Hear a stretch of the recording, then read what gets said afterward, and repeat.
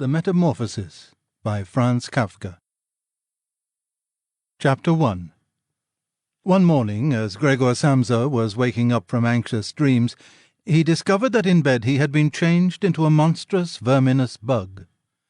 He lay on his armour-hard back and saw, as he lifted his head up a little, his brown, arched abdomen divided up into rigid, bow-like sections. From this height the blanket, just about ready to slide off completely, could hardly stay in place. His numerous legs, pitifully thin in comparison to the rest of his circumference, flickered helplessly before his eyes. "What's happened to me?" he thought. It was no dream. His room, a proper room for a human being, only somewhat too small, lay quietly between the four well-known walls. Above the table, on which an unpacked collection of sample cloth goods was spread out — Samsa was a travelling salesman — hung the picture which he had cut out of an illustrated magazine a little while ago and set in a pretty gilt frame. It was a picture of a woman with a fur hat and a fur boa. She sat erect there, lifting up in the direction of the viewer a solid fur muff into which her entire forearm had disappeared. Gregor's glance then turned to the window. The dreary weather, the raindrops were falling audibly down on the metal window ledge, made him quite melancholy. "Why don't I keep sleeping for a little while longer and forget all this foolishness?" he thought. But this was entirely impractical, for he was used to sleeping on his right side, and in his present state he couldn't get himself into this position. No matter how hard he threw himself onto his right side, he always rolled again onto his back. He must have tried it 100 times, closing his eyes so that he would not have to see the wriggling legs, and gave up only when he began to feel a light, dull pain in his side which he had never felt before.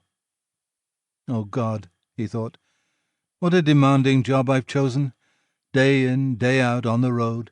The stresses of selling are much greater than the work going on at head office, and, in addition to that, I have to cope with the problems of travelling, the worries about train connections, irregular bad food, temporary and constantly changing human relationships, which never come from the heart. To hell with it all." He felt a slight itching on the top of his abdomen. He slowly pushed himself on his back closer to the bedpost so that he could lift his head more easily, found the itchy part, which was entirely covered with small white spots. He did not know what to make of them, and wanted to feel the place with a leg, but he retracted it immediately, for the contact felt like a cold shower all over him. He slid back again into his earlier position. "This getting up early," he thought, "makes a man quite idiotic. A man must have his sleep. Other travelling salesmen live like harem women. For instance, when I come back to the inn during the course of the morning to write up the necessary orders, these gentlemen are just sitting down to breakfast. If I were to try that with my boss, I'd be thrown out on the spot. Still, who knows whether that mightn't be really good for me? If I didn't hold back for my parents' sake, I'd have quit ages ago. I would have gone to the boss and told him just what I think from the bottom of my heart. He would have fallen right off his desk. How weird it is to sit up at that desk and talk down to the employee from way up there. The boss has trouble hearing, so the employee has to step up quite close to him. Anyway, I haven't completely given up that hope yet. Once I've got together the money to pay off my parents' debt to him, that should take another 5 or 6 years, I'll do it for sure. Then I'll make the big break. In any case, right now I have to get up. My train leaves at 5 o'clock. He looked over at the alarm clock ticking away by the chest of drawers. Good God, he thought. It was 6:30, and the hands were going quietly on. It was past the half hour, already nearly 1:45. Could the alarm have failed to ring?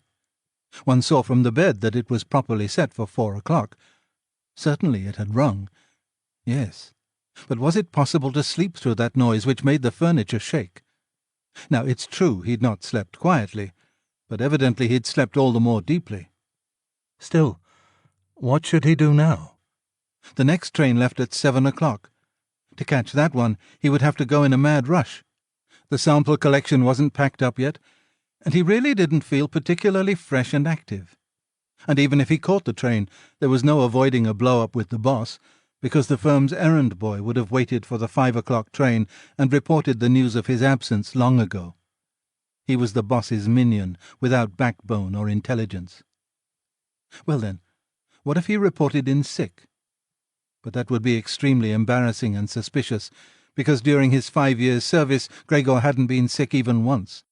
The boss would certainly come with the doctor from the health insurance company, and would reproach his parents for their lazy son, and cut short all objections with the insurance doctor's comments. For him, everyone was completely healthy, but really lazy about work. And besides, would the doctor in this case be totally wrong? Apart from a really excessive drowsiness after the long sleep, Gregor in fact felt quite well, and even had a really strong appetite. As he was thinking all this over in the greatest haste, without being able to make the decision to get out of bed, the alarm clock was indicating exactly 7:15. There was a cautious knock on the door by the head of the bed. "Gregor," a voice called. It was his mother. "It's 7:15. Don't you want to be on your way?" The soft voice. Gregor was startled when he heard his voice answering. It was clearly and unmistakably his earlier voice, but in it was intermingled, as if from below, an irrepressibly painful squeaking, which left the words positively distinct only in the first moment, and distorted them in the reverberation, so that one didn't know if one had heard correctly. Gregor wanted to answer in detail and explain everything, but in these circumstances he confined himself to saying, Yes, thank you, Mother, I'm getting up right away." Because of the wooden door, the change in Gregor's voice was not really noticeable outside, so his mother calmed down with this explanation and shuffled off. However, as a result of the short conversation, the other family members became aware that Gregor was unexpectedly still at home, and already his father was knocking on one side door, weakly but with his fist. "Gregor! Gregor!" he called out. "What's going on?" And after a short while he urged him on again in a deeper voice. "Gregor! Gregor!" At the other side door, however, his sister knocked lightly. "Gregor, are you all right? Do you need anything?" Gregor directed answers in both directions. "I'll be ready right away." He made an effort with the most careful articulation, and by inserting long pauses between the individual words, to remove everything remarkable from his voice. His father turned back to his breakfast. However, the sister whispered, "Gregor, open the door, I beg you." Gregor had no intention of opening the door, but congratulated himself on his precaution, acquired from travelling, of locking all doors during the night, even at home. First he wanted to stand up quietly and undisturbed, get dressed, above all have breakfast, and only then consider further action, for, he noticed this clearly, by thinking things over in bed he would not reach a reasonable conclusion. He remembered that he had already often felt a light pain or other in bed, perhaps the result of an awkward lying position, which later turned out to be purely imaginary when he stood up, and he was eager to see how his present fantasies would gradually dissipate. That the change in his voice was nothing other than the onset of a real chill, an occupational illness of commercial travellers, of that he had not the slightest doubt. It was very easy to throw aside the blanket. He needed only to push himself up a little, and it fell by itself. But to continue was difficult, particularly because he was so unusually wide. He needed arms and hands to push himself upright. Instead of these, however, he had only many small limbs, which were incessantly moving with very different motions, and which, in addition, he was unable to control.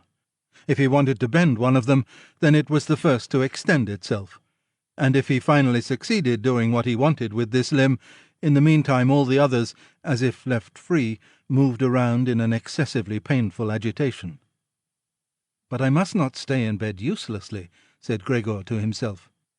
At first he wanted to get out of bed with the lower part of his body, but this lower part, which, by the way, he had not yet looked at, and which he also couldn't picture clearly, proved itself too difficult to move.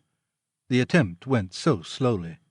When, having become almost frantic, he finally hurled himself forward with all his force and without thinking, he chose his direction incorrectly, and he hit the lower bedpost hard. The violent pain he felt revealed to him that the lower part of his body was, at the moment, probably the most sensitive. Thus he tried to get his upper body out of the bed first, and turned his head carefully toward the edge of the bed. He managed to do this easily, and in spite of its width and weight, his body mass at last slowly followed the turning of his head. But as he finally raised his head outside the bed in the open air, he became anxious about moving forward any further in this manner, for if he allowed himself eventually to fall by this process, it would take a miracle to prevent his head from getting injured. And at all costs he must not lose consciousness right now. He preferred to remain in bed. However, after a similar effort, while he lay there again, sighing as before, and once again saw his small limbs fighting one another, if anything worse than earlier, and didn't see any chance of imposing quiet and order on this arbitrary movement, he told himself again that he couldn't possibly remain in bed, and that it might be the most reasonable thing to sacrifice everything if there was even the slightest hope of getting himself out of bed in the process. At the same moment, however, he didn't forget to remind himself from time to time of the fact that calm, indeed the calmest reflection, might be better than the most confused decisions.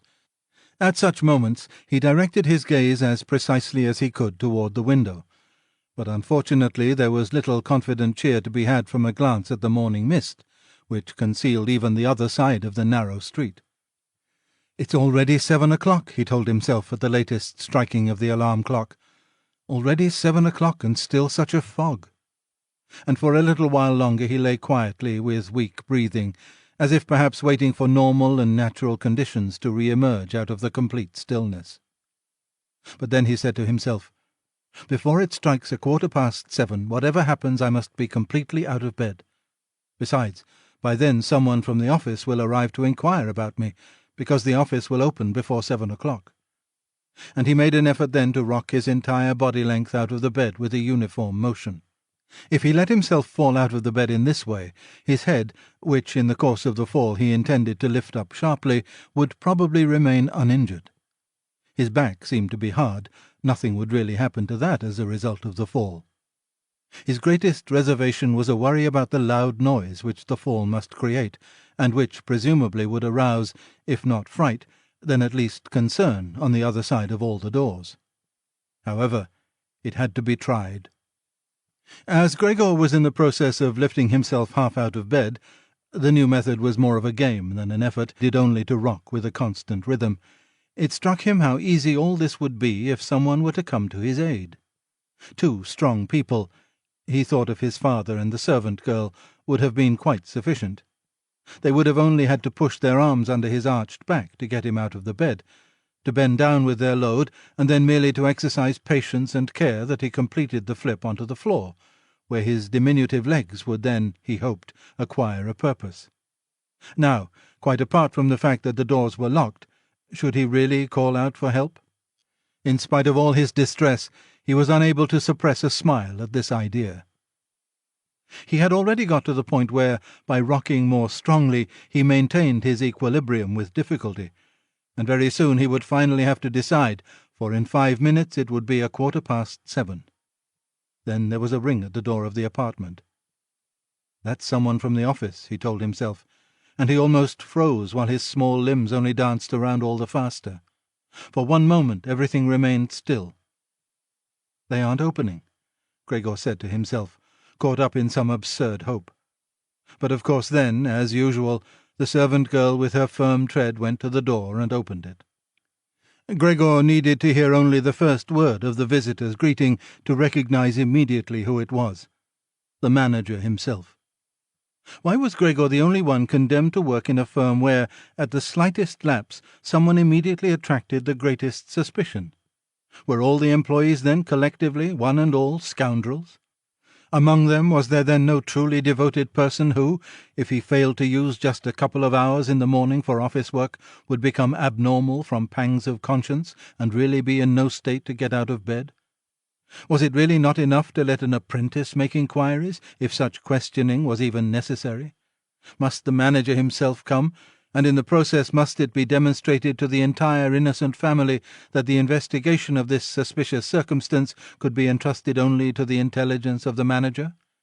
And more as a consequence of the excited state in which this idea put Gregor than as a result of an actual decision, he swung himself with all his might out of the bed. There was a loud thud, but not a real crash. The fall was absorbed somewhat by the carpet, and, in addition, his back was more elastic than Gregor had thought. For that reason the dull noise was not quite so conspicuous. But he had not held his head up with sufficient care, and had hit it. He turned his head, irritated and in pain, and rubbed it on the carpet. "Something has fallen in there," said the manager in the next room on the left. Gregor tried to imagine to himself whether anything similar to what was happening to him today could have also happened at some point to the manager. At least one had to concede the possibility of such a thing. However, as if to give a rough answer to this question, the manager now, with a squeak of his polished boots, took a few determined steps in the next room. From the neighbouring room on the right, the sister was whispering to inform Gregor. "Gregor, the manager is here." "I know," said Gregor to himself, but he did not dare make his voice loud enough so that his sister could hear. "Gregor," his father now said from the neighbouring room on the left, "Mr. Manager has come and is asking why you have not left on the early train. We don't know what we should tell him. Besides, he also wants to speak to you personally, so please open the door. He will be good enough to forgive the mess in your room." In the middle of all this, the manager called out in a friendly way, "Good morning, Mr. Samsa." "He is not well," said his mother to the manager, while his father was still talking at the door. "He is not well, believe me, Mr. Manager. Otherwise how would Gregor miss a train? The young man has nothing in his head except business. I'm almost angry that he never goes out at night. Right now he's been in the city 8 days, but he's been at home every evening. He sits here with us at the table and reads the newspaper quietly or studies his travel schedules. It's quite a diversion for him to busy himself with his fretwork. For instance, he cut out a small frame over the course of 2 or 3 evenings. You'd be amazed how pretty it is. It's hanging right inside the room. You'll see it immediately, as soon as Gregor opens the door. Anyway, I'm happy that you're here, Mr. Manager. By ourselves we would never have made Gregor open the door.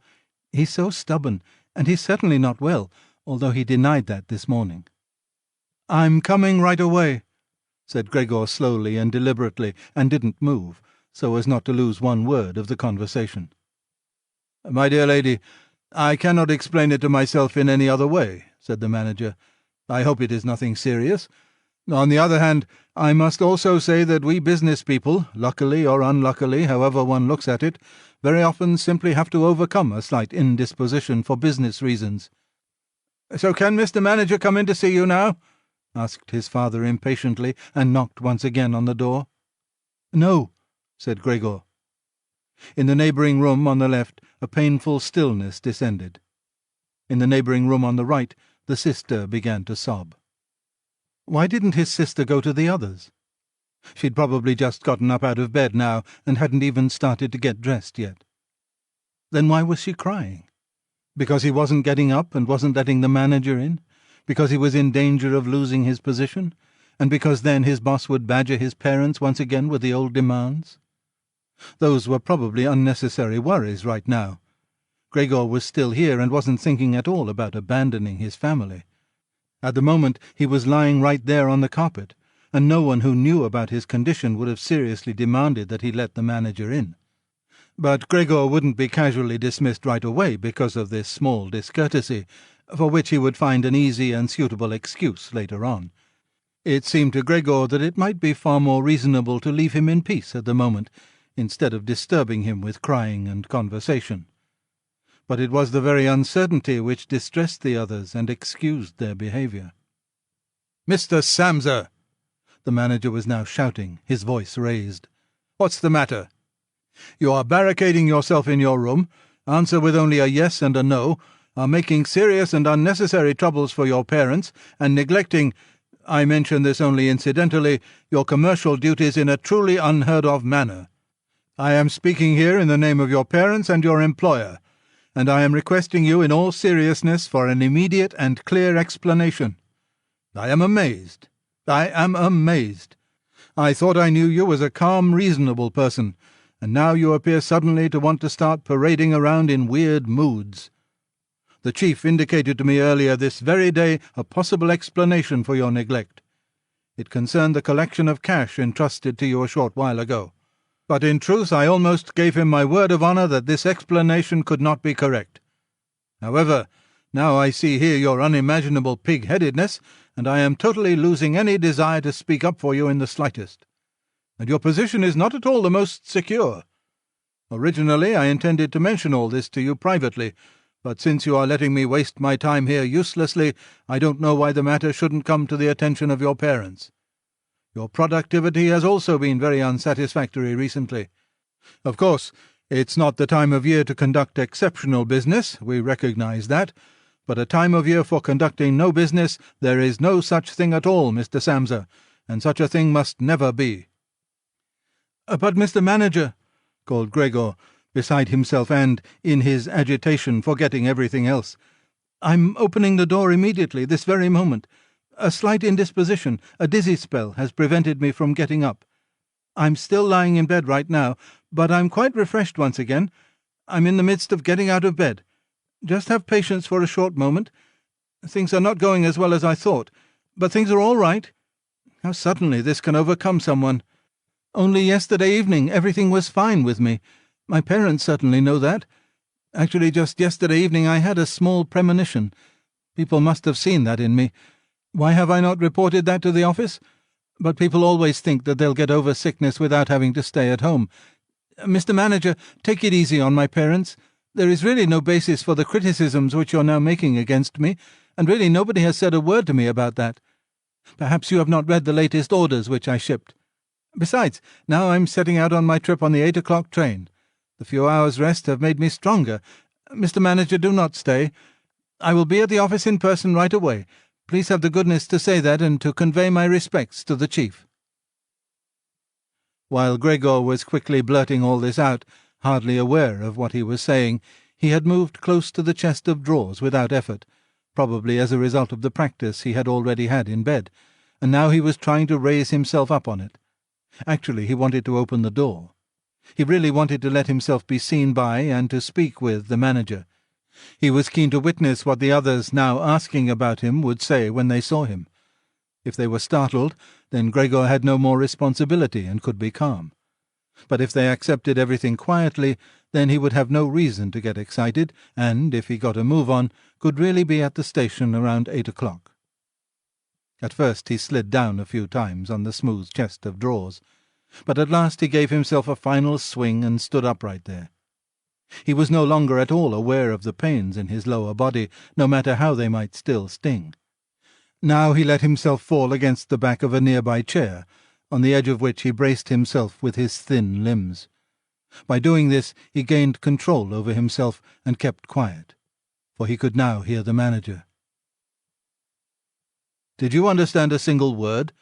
the manager asked the parents. "Is he playing the fool with us?" "For God's sake," cried the mother, already in tears. "Perhaps he's very ill and we're upsetting him. Greta, Greta," she yelled at that point. "Mother," called the sister from the other side. They were making themselves understood through Gregor's room. "You must go to the doctor right away. Gregor is sick. Hurry to the doctor. Have you heard Gregor speak yet?" "That was an animal's voice," said the manager, remarkably quiet in comparison to the mother's cries. "Anna! Anna!" yelled the father through the hall into the kitchen, clapping his hands. "Fetch a locksmith right away." The two young women were already running through the hall with swishing skirts. How had his sister dressed herself so quickly, and yanked open the doors of the apartment? One couldn't hear the doors closing at all. They probably had left them open, as is customary in an apartment where a huge misfortune has taken place. However, Gregor had become much calmer. All right, people did not understand his words any more, although they seemed clear enough to him, clearer than previously, perhaps because his ears had gotten used to them. But at least people now thought that things were not all right with him and were prepared to help him. The confidence and assurance with which the first arrangements had been carried out made him feel good. He felt himself included once again in the circle of humanity, and was expecting from both the doctor and the locksmith, without differentiating between them with any real precision, splendid and surprising results. In order to get as clear a voice as possible for the critical conversation which was imminent, he coughed a little, and certainly took the trouble to do this in a really subdued way, since it was possible that even this noise sounded like something different from a human cough. He no longer trusted himself to decide any more. Meanwhile, in the next room, it had become really quiet. Perhaps his parents were sitting with the manager at the table, whispering. Perhaps they were all leaning against the door, listening. Gregor pushed himself slowly towards the door, with the help of the easy-chair, let go of it there, threw himself against the door, held himself upright against it. The balls of his tiny limbs had a little sticky stuff on them, and rested there momentarily from his exertion. Then he made an effort to turn the key in the lock with his mouth. Unfortunately, it seemed that he had no real teeth. How then was he to grab hold of the key? But to make up for that, his jaws were naturally very strong. With their help he managed to get the key really moving. He didn't notice that he was obviously inflicting some damage on himself, for a brown fluid came out of his mouth, flowed over the key, and dripped onto the floor. "Just listen for a moment," said the manager in the next room. "He's turning the key." For Gregor that was a great encouragement. But they all should have called out to him, including his father and mother. "Come on, Gregor," they should have shouted. "Keep going, keep working on the lock." Imagining that all his efforts were being followed with suspense, he bit down frantically on the key with all the force he could muster. As the key turned more, he danced around the lock. Now he was holding himself upright only with his mouth, and he had to hang on to the key or then press it down again with the whole weight of his body as necessary. The quite distinct click of the lock as it finally snapped really woke Gregor up. Breathing heavily, he said to himself, "So I didn't need the locksmith." And he set his head against the door handle to open the door completely. Because he had to open the door in this way, it was already open very wide without him yet being really visible. He first had to turn himself slowly around the edge of the door, very carefully, of course, if he didn't want to fall awkwardly on his back right at the entrance into the room. He was still preoccupied with this difficult movement, and had no time to pay attention to anything else, when he heard the manager exclaim aloud, "Oh!" It sounded like the wind whistling, and now he saw him, nearest to the door, pressing his hand against his open mouth and moving slowly back, as if an invisible constant force was pushing him away. His mother, in spite of the presence of the manager, she was standing here with her hair sticking up on end, still a mess from the night, was looking at his father with her hands clasped. She then went 2 steps towards Gregor and collapsed right in the middle of her skirts, which were spread out all around her, her face sunk on her breast, completely concealed. His father clenched his fist with a hostile expression, as if he wished to push Gregor back into his room, then looked uncertainly around the living room, covered his eyes with his hands, and cried so that his mighty breast shook. At this point Gregor did not take 1 step into the room, but leaned his body from the inside against the firmly bolted wing of the door, so that only half his body was visible, as well as his head, tilted sideways, with which he peeped over at the others. Meanwhile it had become much brighter. Standing out clearly from the other side of the street was a part of the endless grey-black house situated opposite. It was a hospital, with its severe regular windows breaking up the façade. The rain was still coming down, but only in large individual drops, visibly and firmly thrown down one by one onto the ground. The breakfast dishes were standing piled around on the table, because for his father breakfast was the most important mealtime in the day, which he prolonged for hours by reading various newspapers. Directly across, on the opposite wall, hung a photograph of Gregor from the time of his military service. It was a picture of him as a lieutenant, as he, smiling and worry-free, with his hand on his sword, demanded respect for his bearing and uniform. The door to the hall was ajar, and since the door to the apartment was also open, one could see out into the landing of the apartment and the start of the staircase going down. "Now," said Gregor, well aware that he was the only one who had kept his composure, "I'll get dressed right away, pack up the collection of samples, and set off. You'll allow me to set on my way, will you not? You see, Mr. Manager, I'm not pig-headed, and I am happy to work. Travelling is exhausting, but I couldn't live without it." "Where are you going, Mr. Manager? To the office? Really? Will you report everything truthfully? A person can be incapable of work momentarily, But that's precisely the best time to remember the earlier achievements and to consider that later, after the obstacles have been shoved aside, the person will work all the more eagerly and intensely. I'm really so indebted to Mr. Chief.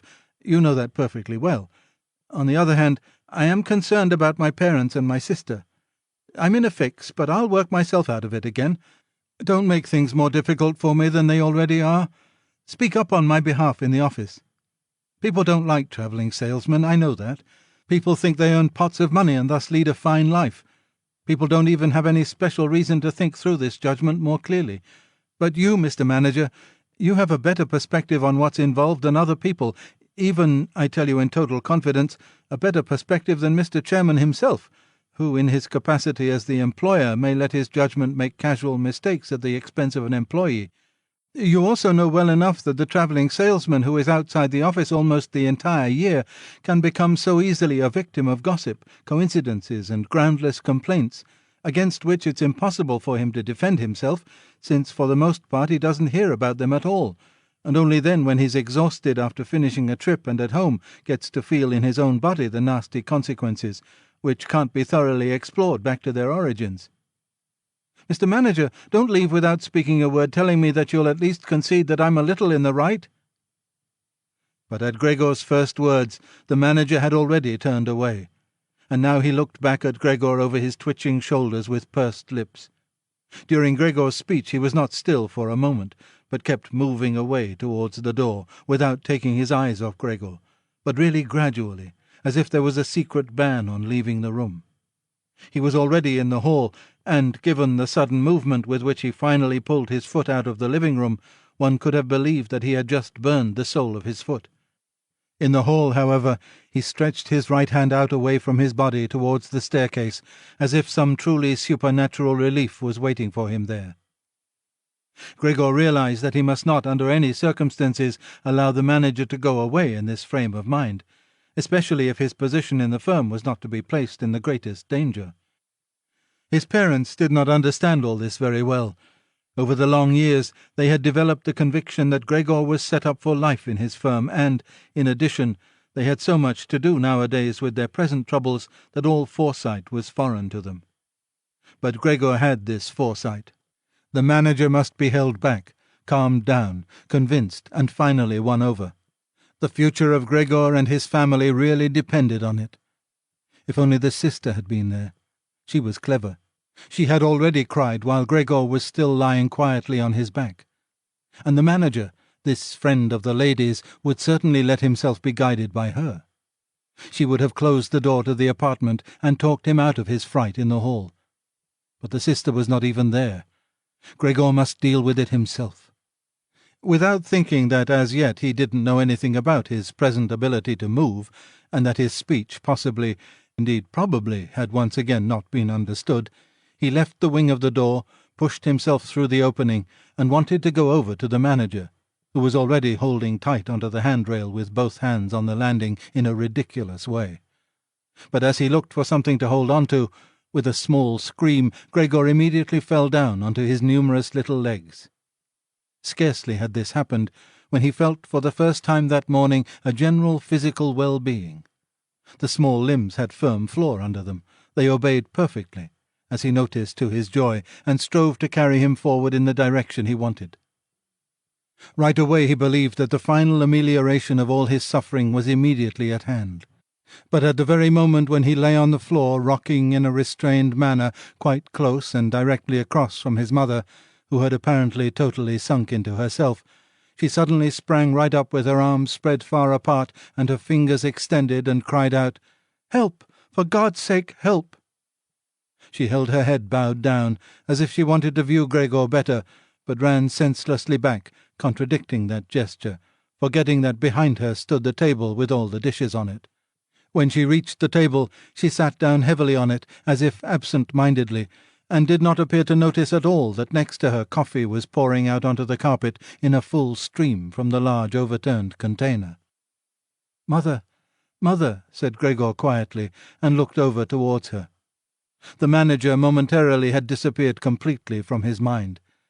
At the sight of the flowing coffee, Gregor couldn't stop himself snapping his jaws in the air a few times. At that his mother screamed all over again, hurried from the table, and collapsed into the arms of his father, who was rushing towards her. But Gregor had no time right now for his parents. The manager was already on the staircase. His chin level with the banister, the manager looked back for the last time.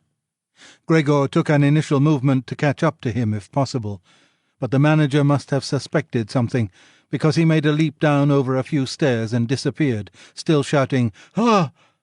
The sound echoed through the entire stairwell. Now, unfortunately, this flight of the manager also seemed to bewilder his father completely. Earlier he had been relatively calm, for instead of running after the manager himself, or at least not hindering Gregor from his pursuit, with his right hand he grabbed hold of the manager's cane, which he had left behind with his hat and overcoat on a chair. With his left hand his father picked up a large newspaper from the table and, stamping his feet on the floor, he set out to drive Gregor back into his room by waving the cane and the newspaper. No request of Gregor's was of any use. No request would even be understood.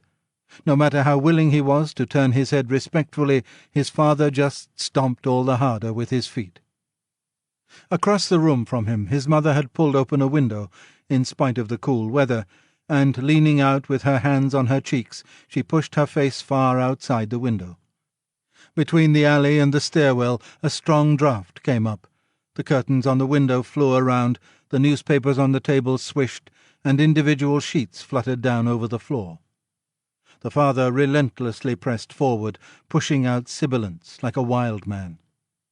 Now, Gregor had no practice at all in going backwards. It was really very slow going. If Gregor only had been allowed to turn himself around, he would have been in his room right away. But he was afraid to make his father impatient by the time-consuming process of turning around, and each moment he faced the threat of a mortal blow on his back or his head from the cane in his father's hand. Finally, Gregor had no other option, for he noticed with horror that he did not understand yet how to maintain his direction going backwards. And so he began, amid constantly anxious sideways glances in his father's direction, to turn himself around as quickly as possible, although in truth this was only done very slowly. Perhaps his father noticed his good intentions, for he did not disrupt Gregor in this motion, but with the tip of the cane from a distance he even directed Gregor's rotating movement here and there. If only his father had not hissed so unbearably! Because of that Gregor totally lost his head. He was already almost totally turned around when, always with this hissing in his ear, he just made a mistake and turned himself back a little. But when he finally was successful in getting his head in front of the door opening, it became clear that his body was too wide to go through any further. Naturally, his father, in his present mental state, had no idea of opening the other wing of the door a bit to create a suitable passage for Gregor to get through. His single fixed thought was that Gregor must get into his room as quickly as possible. He would never have allowed the elaborate preparations that Gregor required to orient himself and thus perhaps get through the door. On the contrary, as if there were no obstacle, and with a peculiar noise, he now drove Gregor forwards. Behind Gregor, the sound at this point was no longer like the voice of only a single father. Now it was really no longer a joke, and Gregor forced himself, come what might, into the door. One side of his body was lifted up. He lay at an angle in the door opening. His one flank was sore with the scraping. On the white door ugly blotches were left. Soon he was stuck fast, and would have not been able to move any more on his own. The tiny legs on one side hung twitching in the air above, and the ones on the other side were pushed painfully into the floor. Then his father gave him one really strong, liberating push from behind, and he scurried, bleeding severely, far into the interior of his room. The door was slammed shut with the cane, and finally it was quiet. Chapter 2. Gregor first woke up from his heavy swoon-like sleep in the evening twilight. He would certainly have woken up soon afterwards without any disturbance, for he felt himself sufficiently rested and wide awake, although it appeared to him as if a hurried step and a cautious closing of the door to the hall had aroused him. Light from the electric street lamps lay pale here and there on the ceiling and on the higher parts of the furniture. but underneath, around Gregor, it was dark. He pushed himself slowly toward the door, still groping awkwardly with his feelers, which he now learned to value for the first time, to check what was happening there. His left side seemed one single long, unpleasantly stretched scar, and he really had to hobble on his 2 rows of legs. In addition, one small leg had been seriously wounded in the course of the morning incident. It was almost a miracle that only one had been hurt, and dragged lifelessly behind. By the door he first noticed what had really lured him there. It was the smell of something to eat.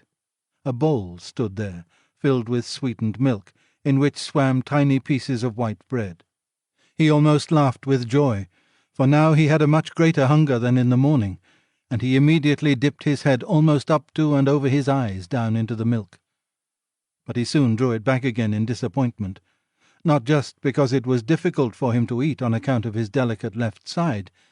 He could eat only if his entire panting body worked in a coordinated way, but also because the milk, which otherwise was his favourite drink, and which his sister had certainly placed there for that reason, did not appeal to him at all. He turned away from the bowl almost with aversion, and crept back into the middle of the room. In the living-room, as Gregor saw through the crack in the door, the gas was lit. But where, on other occasions at this time of day, his father was accustomed to read the afternoon newspaper in a loud voice to his mother, and sometimes also to his sister, at the moment no sound was audible. Now, perhaps this reading aloud, about which his sister had always spoken and written to him, had recently fallen out of their general routine. But it was so still all around, in spite of the fact that the apartment was certainly not empty. "What a quiet life the family leads," said Gregor to himself, and, as he stared fixedly out in front of him into the darkness, he felt a great pride that he had been able to provide such a life in a beautiful apartment like this for his parents and his sister. But how would things go if now all tranquillity, all prosperity, all contentment should come to a horrible end? In order not to lose himself in such thoughts, Gregor preferred to set himself moving, so he moved up and down in his room. Once, during the long evening, one side door and then the other door was opened just a tiny crack and quickly closed again.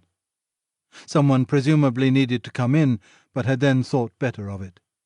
Gregor immediately took up a position by the living-room door, determined to bring in the hesitant visitor somehow or other, or at least to find out who it might be.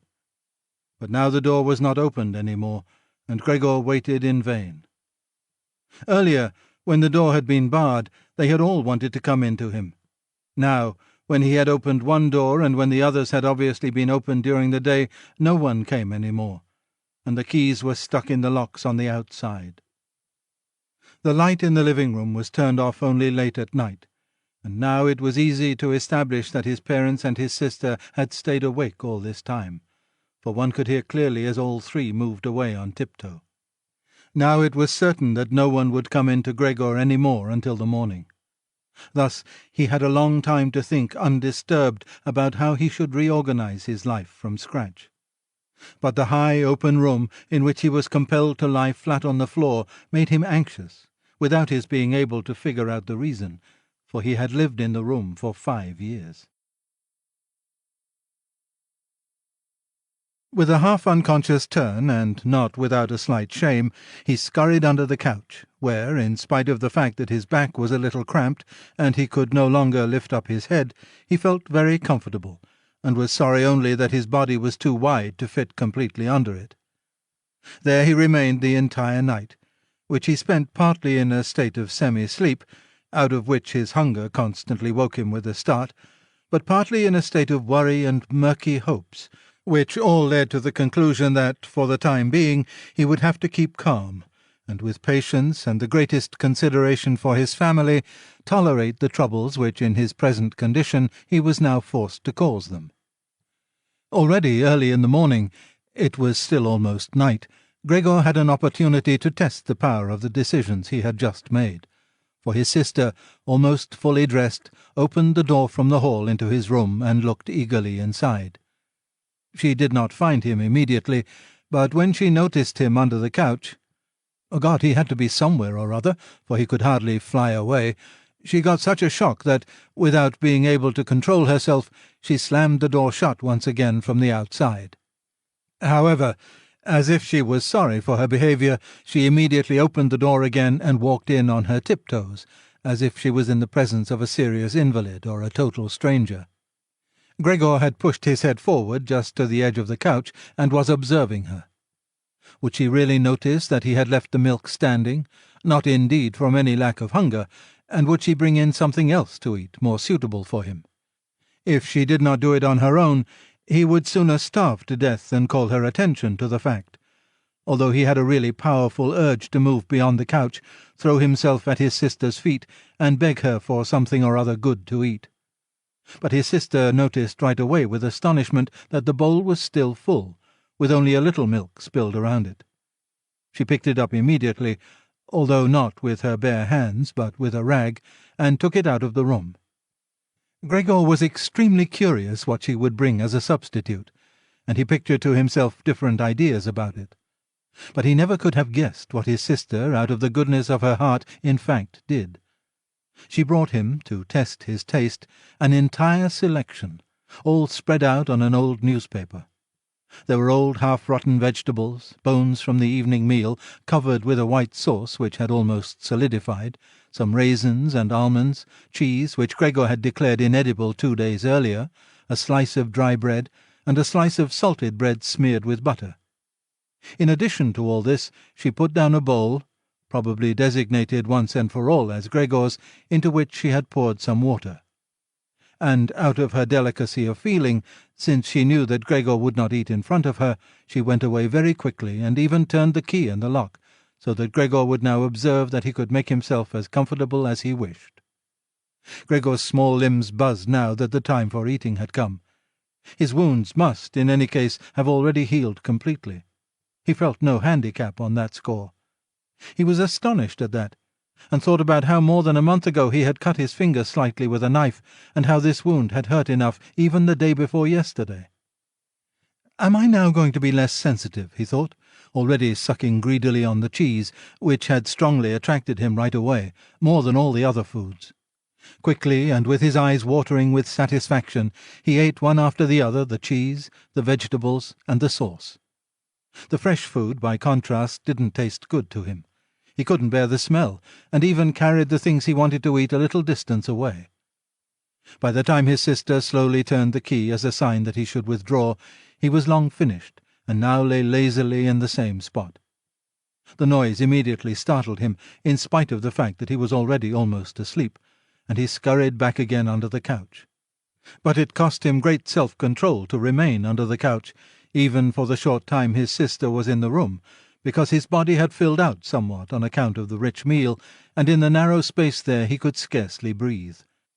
In the midst of minor attacks of asphyxiation, he looked at her with somewhat protruding eyes as his unsuspecting sister swept up with a broom not just the remnants, but even the foods which Gregor had not touched at all, as if these were also now useless, and as she dumped everything quickly into a bucket, which she closed with a wooden lid, and then carried all of it out of the room. She had hardly turned around before Gregor had already dragged himself out from the couch, stretched out, and let his body expand. In this way Gregor got his food every day, once in the morning, when his parents and the servant girl were still asleep, and a second time after the common noon meal, for his parents were, as before, asleep then for a little while, and the servant girl was sent off by his sister on some errand or other. They certainly would not have wanted Gregor to starve to death, but perhaps they could not have endured finding out what he ate other than by hearsay. Perhaps his sister wanted to spare them what was possibly only a small grief, for they were really suffering quite enough already. What sorts of excuses people had used on that first morning to get the doctor and the locksmith out of the house, Gregor was completely unable to ascertain. Since they could not understand him, no one, not even his sister, thought that he might be able to understand others, and thus, when his sister was in her room, he had to be content with listening now and then to her sighs and invocations to the saints. Only later, when she had grown somewhat accustomed to everything, naturally there could never be any talk of her growing completely accustomed to it, Gregor sometimes caught a comment which was intended to be friendly, or could be interpreted as such. "Well, today it tasted good to him," she said, if Gregor had really cleaned up what he had to eat, whereas, in the reverse situation, which gradually repeated itself more and more frequently, she used to say sadly, "Now everything has stopped again." But while Gregor could get no new information directly, he did hear a good deal from the room next door, and as soon as he heard voices, he scurried right away to the appropriate door and pressed his entire body against it. In the early days especially, there was no conversation which was not concerned with him in some way or other, even if only in secret. For 2 days, at all meal times, discussions on that subject could be heard on how people should now behave, but they also talked about the same subject in the times between meals, for there were always at least 2 family members at home, since no one really wanted to remain in the house alone, and people could not under any circumstances leave the apartment completely empty.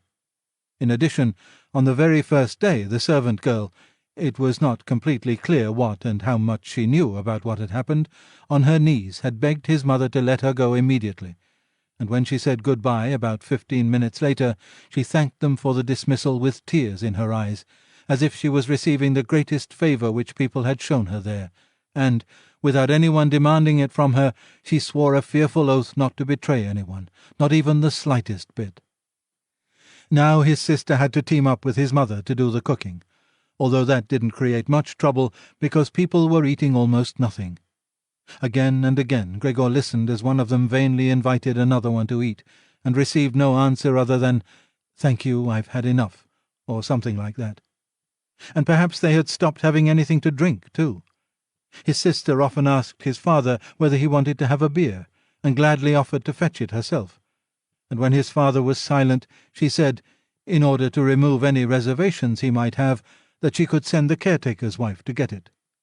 But then his father finally said a resounding "no," and nothing more would be spoken about it. Already during the first day his father laid out all the financial circumstances and prospects to his mother and to his sister as well. From time to time he stood up from the table and pulled out of the small lock-box salvaged from his business, which had collapsed 5 years previously, some document or other or some notebook. The sound was audible as he opened up the complicated lock and, after removing what he was looking for, locked it up again. These explanations by his father were, in part, the first enjoyable thing that Gregor had the chance to listen to since his imprisonment. He had thought that nothing at all was left over for his father from that business. At least his father had told him nothing to contradict that view, and Gregor in any case hadn't asked him about it. At the time, Gregor's only concern had been to use everything he had in order to allow his family to forget, as quickly as possible, the business misfortune which had brought them all into a state of complete hopelessness. And so, at that point, he'd started to work with a special intensity, and from an assistant had become, almost overnight, a travelling salesman, who naturally had entirely different possibilities for earning money, and whose successes at work were converted immediately into the form of cash commissions, which could be set out on the table at home in front of his astonished and delighted family.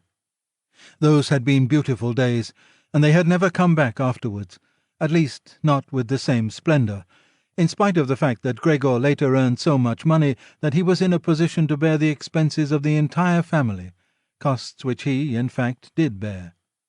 They had become quite accustomed to it, both the family and Gregor as well. They took the money with thanks, and he happily surrendered it. But the special warmth was no longer present. Only the sister had remained still close to Gregor, and it was his secret plan to send her next year to the conservatory, regardless of the great expense which that necessarily involved, and which would be made up in other ways. In contrast to Gregor, she loved music very much, and knew how to play the violin charmingly. Now and then, during Gregor's short stays in the city, the conservatory was mentioned in conversations with his sister, but always only as a beautiful dream, whose realization was unimaginable, and their parents never listened to these innocent expectations with pleasure. But Gregor thought about them with scrupulous consideration, and intended to explain the matter ceremoniously on Christmas Eve. In his present situation, such futile ideas went through his head, while he pushed himself right up against the door and listened.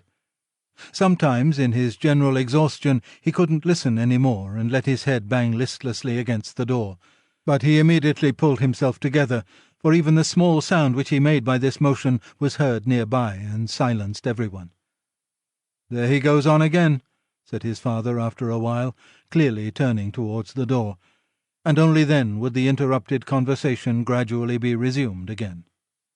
Gregor found out clearly enough, for his father tended to repeat himself often in his explanations, partly because he had not personally concerned himself with these matters for a long time now, and partly also because his mother did not understand everything right away the first time, that, in spite all bad luck, a fortune, although a very small one, was available from the old times, which the interest, which had not been touched, had in the intervening time gradually allowed to increase a little.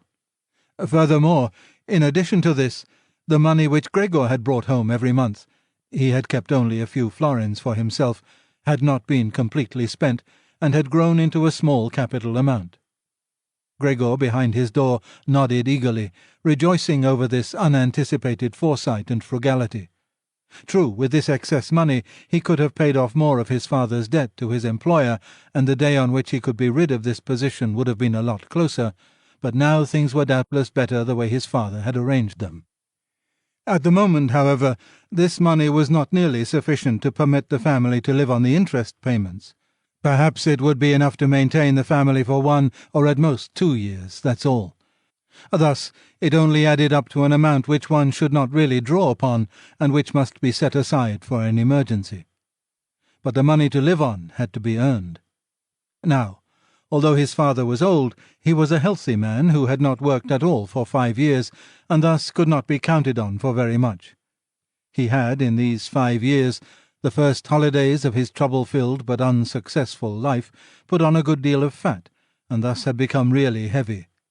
And should his old mother now perhaps work for money, a woman who suffered from asthma, for whom wandering through the apartment even now was a great strain, and who spent every second day on the sofa by the open window labouring for breath? Should his sister earn money? A girl who was still a 17-year-old child, whose earlier lifestyle had been so very delightful that it had consisted of dressing herself nicely, sleeping in late, helping around the house, taking part in a few modest enjoyments, and, above all, playing the violin? When it came to talking about this need to earn money, at first Gregor went away from the door and threw himself on the cool leather sofa beside the door, for he was quite hot from shame and sorrow. Often he lay there all night long. He didn't sleep a moment, and just scratched on the leather for hours at a time. He undertook the very difficult task of shoving a chair over to the window. Then he crept up on the window-sill and, braced in the chair, leaned against the window to look out, obviously with some memory or other of the satisfaction which that used to bring him in earlier times. Actually, from day to day he perceived things with less and less clarity, even those a short distance away. The hospital across the street, the all-too-frequent sight of which he had previously cursed, was not visible at all any more. And if he had not been precisely aware that he lived in the quiet but completely urban Charlotte Street, he could have believed that from his window he was peering out at a featureless wasteland, in which the grey heaven and the grey earth had merged and were indistinguishable. His attentive sister must have observed a couple of times that the chair stood by the window. Then, after cleaning up the room, each time she pushed the chair back right against the window, and from now on she even left the inner casement open. If Gregor had only been able to speak to his sister and thank her for everything that she had to do for him, he would have tolerated her service more easily. As it was, he suffered under it. The sister admittedly sought to cover up the awkwardness of everything as much as possible, and as time went by she naturally got more successful at it. But with the passing of time, Gregor also came to understand everything more precisely. Even her entrance was terrible for him.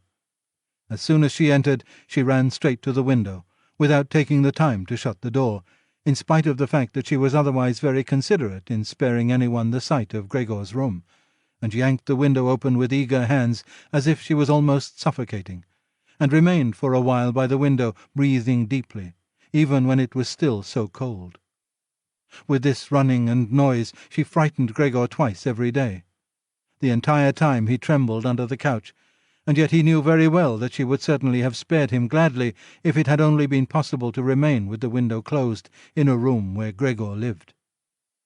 On one occasion, about 1 month had already gone by since Gregor's transformation, and there was now no particular reason any more for his sister to be startled at Gregor's appearance, she arrived a little earlier than usual, and came upon Gregor as he was still looking out the window, immobile and well positioned to frighten someone. It would not have come as a surprise to Gregor if she had not come in, since his position was preventing her from opening the window immediately. But she not only did not step inside, she even retreated and shut the door. A stranger really might have concluded from this that Gregor had been lying in wait for her and wanted to bite her. Of course, Gregor immediately concealed himself under the couch, but he had to wait until the noon meal before his sister returned, and she seemed much less calm than usual. From this he realized that his appearance was still constantly intolerable to her, and must remain intolerable in future, and that she really had to exert a lot of self-control not to run away from a glimpse of only the small part of his body which stuck out from under the couch. In order to spare her even this sight, one day he dragged the sheet on his back and onto the couch. This task took him 4 hours, and arranged it in such a way that he was now completely concealed, and his sister, even if she bent down, could not see him. If this sheet was not necessary as far as she was concerned, then she could remove it, for it was clear enough that Gregor could not derive any pleasure from isolating himself away so completely. But she left the sheet just as it was, and Gregor believed he even caught a look of gratitude when, on one occasion, he carefully lifted up the sheet a little with his head to check, as his sister took stock of the new arrangement. In the first 2 weeks his parents could not bring themselves to visit him, and he often heard how they fully acknowledged his sister's present work, whereas earlier they had often got annoyed at his sister because she had seemed to them a somewhat useless young woman. However, now both his father and his mother often waited in front of Gregor's door while his sister cleaned up inside, and as soon as she came out she had to explain in detail how things looked in the room, what Gregor had eaten, how he had behaved this time, and whether perhaps a slight improvement was perceptible. In any event, his mother comparatively soon wanted to visit Gregor, but his father and his sister restrained her, at first with reasons which Gregor listened to very attentively and which he completely endorsed. Later, however, they had to hold her back forcefully, and when she then cried, "Let me go to Gregor, he's my unlucky son, don't you understand that I have to go to him?" Gregor then thought that perhaps it would be a good thing if his mother came in. Not every day, of course, but maybe once a week. She understood everything much better than his sister, who, in spite of all her courage, was still a child and, in the last analysis, had perhaps undertaken such a difficult task only out of childish recklessness. Gregor's wish to see his mother was soon realized. While during the day Gregor, out of consideration for his parents, did not want to show himself by the window, he couldn't crawl around very much on the few square meters of the floor. He found it difficult to bear lying quietly during the night, and soon eating no longer gave him the slightest pleasure. So, for diversion, he acquired the habit of crawling back and forth across the walls and ceiling. He was especially fond of hanging from the ceiling. The experience was quite different from lying on the floor. It was easier to breathe, a slight vibration went through his body, and in the midst of the almost happy amusement which Gregor found up there, it could happen that, to his own surprise, he let go and hit the floor. However, now he naturally controlled his body quite differently, and he did not injure himself in such a great fall. His sister noticed immediately the new amusement which Gregor had found for himself, for as he crept around he left behind here and there traces of his sticky stuff, and so she got the idea of making Gregor's creeping around as easy as possible, and thus of removing the furniture which got in the way, especially the chest of drawers and the writing desk. But she was in no position to do this by herself. She did not dare to ask her father to help, and the servant girl would certainly not have assisted her, for although this girl, about 16 years old, had courageously remained since the dismissal of the previous cook, she had begged for the privilege of being allowed to stay permanently confined to the kitchen, and of having to open the door only in answer to a special summons. Thus, His sister had no other choice but to involve his mother while his father was absent. His mother approached Gregor's room with cries of excited joy, but she fell silent at the door. Of course, his sister first checked whether everything in the room was in order. Only then did she let his mother walk in. In great haste, Gregor had drawn the sheet down even further and wrinkled it more. The whole thing really looked just like a coverlet thrown carelessly over the couch. On this occasion, Gregor held back from spying out from under the sheet. Thus he refrained from looking at his mother this time, and was just happy that she had come. "Come on, he's not visible," said his sister, and evidently led his mother by the hand. Now Gregor listened as these two weak women shifted the still heavy old chest of drawers from its position, and as his sister constantly took on herself the greater part of the work, without listening to the warnings of his mother, who was afraid that she would strain herself. The work lasted a long time. After about a quarter of an hour had already gone by, his mother said it would be better if they left the chest of drawers where it was, because, in the first place, it was too heavy. They would not be finished before his father's arrival, and leaving the chest of drawers in the middle of the room would block all Gregor's pathways. But, in the second place, they could not be certain that Gregor would be pleased with the removal of the furniture. To her the reverse seemed to be true.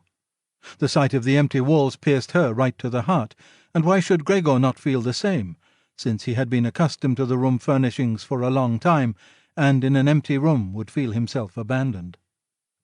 "And is it not the case," his mother concluded very quietly, almost whispering as if she wished to prevent Gregor, whose exact location she really didn't know, from hearing even the sound of her voice, for she was convinced that he did not understand her words, "and isn't it a fact that by removing the furniture we're showing that we're giving up all hope of an improvement, and are leaving him to his own resources without any consideration?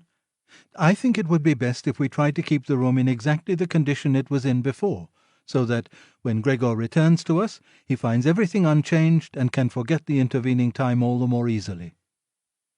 As he heard his mother's words, Gregor realized that the lack of all immediate human contact, together with the monotonous life surrounded by the family over the course of these 2 months, must have confused his understanding, because otherwise he couldn't explain to himself how he, in all seriousness, could have been so keen to have his room emptied.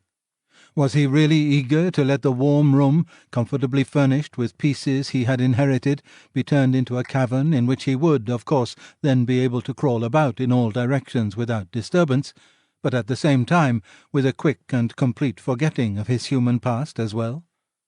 Was he then at this point already on the verge of forgetting, and was it only the voice of his mother, which he had not heard for a long time, that had aroused him? Nothing was to be removed. Everything must remain. In his condition he could not function without the beneficial influences of his furniture. And if the furniture prevented him from carrying out his senseless crawling about all over the place, then there was no harm in that, but rather a great benefit. But his sister unfortunately thought otherwise. She had grown accustomed, certainly not without justification, so far as the discussion of matters concerning Gregor was concerned, to act as a special expert with respect to their parents, and so now the mother's advice was, for his sister, sufficient reason to insist on the removal, not only of the chest of drawers and the writing desk, which were the only items she had thought about at first, but also of all the furniture, with the exception of the indispensable couch. Of course, it was not only childish defiance and her recent very unexpected and hard-won self-confidence which led her to this demand. She had also actually observed that Gregor needed a great deal of room to creep about. The furniture, on the other hand, as far as one could see, was not of the slightest use. But perhaps the enthusiastic sensibility of young women of her age also played a role. This feeling sought release at every opportunity, and with it Greta now felt tempted to want to make Gregor's situation even more terrifying, so that then she would be able to do even more for him than now. For surely no one except Greta would ever trust themselves to enter a room in which Gregor ruled the empty walls all by himself. And so she did not let herself be dissuaded from her decision by her mother, who, in this room, seemed uncertain of herself in her sheer agitation, and soon kept quiet, helping his sister with all her energy to get the chest of drawers out of the room. Now Gregor could still do without the chest of drawers if need be, but the writing desk really had to stay. And scarcely had the women left the room with the chest of drawers, groaning as they pushed it, when Gregor stuck his head out from under the sofa to take a look how he could intervene cautiously and with as much consideration as possible. But unfortunately it was his mother who came back into the room first, while Greta had her arms wrapped around the chest of drawers in the next room and was rocking it back and forth by herself, without moving it from its position. His mother was not used to the sight of Gregor. He could have made her ill, and so, frightened, Gregor scurried backwards right to the other end of the sofa, but he could no longer prevent the sheet from moving forward a little. That was enough to catch his mother's attention. She came to a halt, stood still for a moment, and then went back to Greta. Although Gregor kept repeating to himself over and over that really nothing unusual was going on, that only a few pieces of furniture were being rearranged, he soon had to admit to himself that the movements of the women to and fro, their quiet conversations, and the scratching of the furniture on the floor affected him like a great swollen commotion on all sides, and, so firmly was he pulling in his head and legs and pressing his body into the floor, he had to tell himself unequivocally that he wouldn't be able to endure all this much longer. They were cleaning out his room, taking away from him everything he cherished. They had already dragged out the chest of drawers in which the fret-saw and other tools were kept, and they were now loosening the writing desk, which was fixed tight to the floor, the desk on which he, as a business student, a school student, indeed even as an elementary school student, had written out his assignments. At that moment he really didn't have any more time to check the good intentions of the two women, whose existence he had in any case almost forgotten, because in their exhaustion they were working really silently, and the heavy stumbling of their feet was the only sound to be heard. And so he scuttled out. The women were just propping themselves up on the writing desk in the next room in order to take a breather, changing the direction of his path 4 times.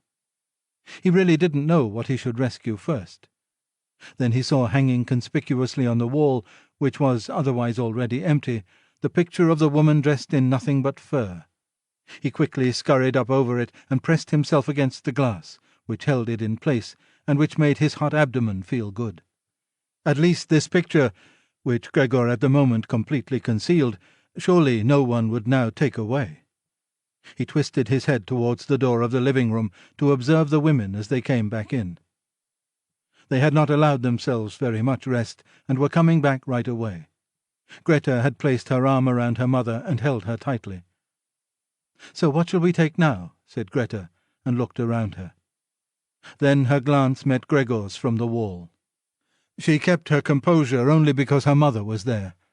She bent her face towards her mother in order to prevent her from looking around, and said, although in a trembling voice and too quickly, "Come, wouldn't it be better to go back to the living-room for just another moment?" Greta's purpose was clear to Gregor. She wanted to bring his mother to a safe place and then chase him down from the wall. Well, let her just try. He squatted on his picture and did not hand it over. He would sooner spring into Greta's face. But Greta's words had immediately made the mother very uneasy. She walked to the side, caught sight of the enormous brown splotch on the flowered wallpaper, and, before she became truly aware that what she was looking at was Gregor, screamed out in a high-pitched, raw voice, "Oh, God! Oh, God!" and fell with outstretched arms, as if she was surrendering everything, down onto the couch, and lay there motionless. "Gregor, you—" cried out his sister with a raised fist and an urgent glare. Since his transformation, these were the first words which he had directed right at him. She ran into the room next door to bring some spirits or other with which she could revive her mother from her fainting spell. Gregor wanted to help as well. There was time enough to save the picture, but he was stuck fast on the glass and had to tear himself loose forcefully. Then he also scurried into the next room, as if he could give his sister some advice, as in earlier times, but then he had to stand there idly behind her while she rummaged about among various small bottles. Still, she was frightened when she turned around. A bottle fell onto the floor and shattered. A splinter of glass wounded Gregor in the face. Some corrosive medicine or other dripped over him. Now, without lingering any longer, Greta took as many small bottles as she could hold and ran with them into her mother. She slammed the door shut with her foot. Gregor was now shut off from his mother, who was perhaps near death, thanks to him. He could not open the door, and he did not want to chase away his sister, who had to remain with her mother. At this point he had nothing to do but wait, and overwhelmed with self-reproach and worry, he began to creep and crawl over everything, walls, furniture, and ceiling. Finally, in his despair, as the entire room started to spin around him, he fell onto the middle of the large table. A short time elapsed. Gregor lay there limply. All around was still. Perhaps that was a good sign. Then there was a ring at the door. The servant girl was naturally shut up in her kitchen, and therefore Greta had to go to open the door. The father had arrived. "What's happened?" were his first words. Greta's appearance had told him everything. Greta replied with a dull voice. Evidently she was pressing her face into her father's chest. "Mother fainted, but she's getting better now. Gregor has broken loose." "Yes, I have expected that," said his father. "I always told you that, but you women don't want to listen." It was clear to Gregor that his father had badly misunderstood Greta's short message, and was assuming that Gregor had committed some violent crime or other. Thus Gregor now had to find his father to calm him down, for he had neither the time nor the ability to explain things to him. And so he rushed away to the door of his room and pushed himself against it, so that his father could see right away as he entered from the hall that Gregor fully intended to return at once to his room, that it was not necessary to drive him back, but that one only needed to open the door and he would disappear immediately. But his father was not in the mood to observe such niceties. "Ah!" he yelled as soon as he entered, with a tone as if he were all at once angry and pleased. Gregor pulled his head back from the door and raised it in the direction of his father. He had not really pictured his father as he now stood there. Of course, what with his new style of creeping all around, he had in the past while neglected to pay attention to what was going on in the rest of the apartment, as he had done before, and really should have grasped the fact that he would encounter different conditions. Nevertheless, was that still his father? Was that the same man who had lain exhausted and buried in bed in earlier days, when Gregor was setting out on a business trip? Who had received him on the evenings of his return in a sleeping gown and armchair, totally incapable of standing up? Who had only lifted his arm as a sign of happiness?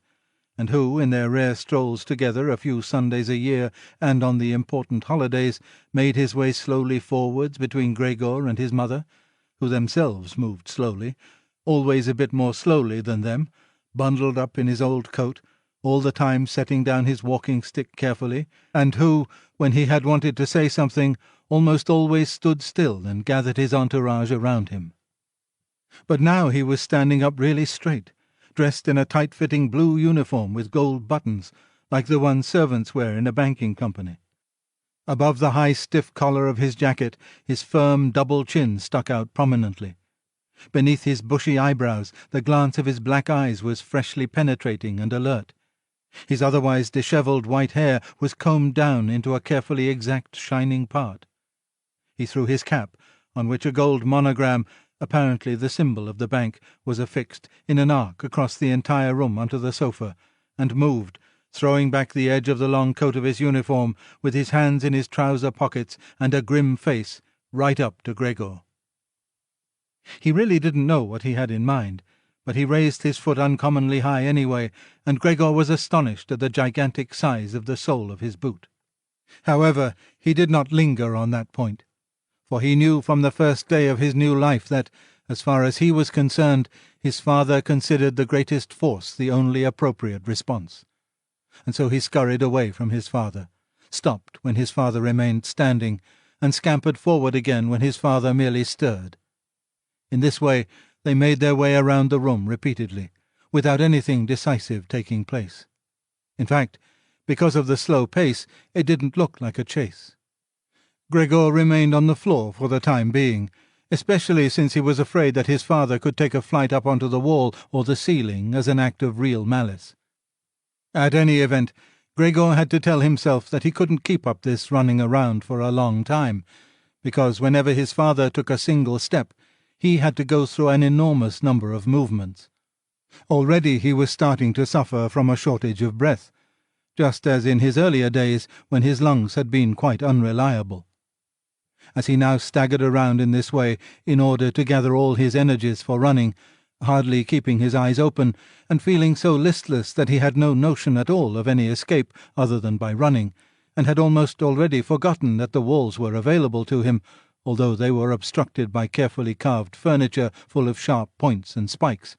At that moment something or other thrown casually flew down close by and rolled in front of him. It was an apple. Immediately a second one flew after it. Gregor stood still in fright. Further running away was useless, for his father had decided to bombard him. From the fruit bowl on the sideboard his father had filled his pockets, and now, without for the moment taking accurate aim, he was throwing apple after apple. These small red apples rolled around on the floor as if electrified, and collided with each other. A weakly thrown apple grazed Gregor's back, but skidded off harmlessly. However, another thrown immediately after that one drove into Gregor's back really hard. Gregor wanted to drag himself off, as if the unexpected and incredible pain would go away if he changed his position. But he felt as if he was nailed in place, and lay stretched out completely confused in all his senses.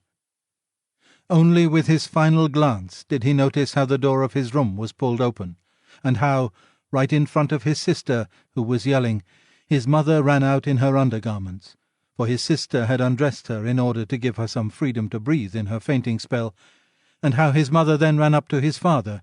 On the way her tied-up skirts slipped toward the floor one after the other, and how, tripping over her skirts, she hurled herself onto his father and, throwing her arms around him, in complete union with him. But at this moment Gregor's powers of sight gave way, as her hands reached to the back of his father's head, and she begged him to spare Gregor's life. Chapter 3. Gregor's serious wound, from which he suffered for over a month, since no one ventured to remove the apple, it remained in his flesh as a visible reminder, seemed by itself to have reminded the father that, in spite of his present unhappy and hateful appearance, Gregor was a member of the family, something one should not treat as an enemy, and that it was, on the contrary, a requirement of family duty to suppress one's aversion and to endure. Nothing else, just endure. And if, through his wound, Gregor had now apparently lost for good his ability to move, and for the time being needed many, many minutes to crawl across his room, like an aged invalid, so far as creeping up high was concerned, that was unimaginable.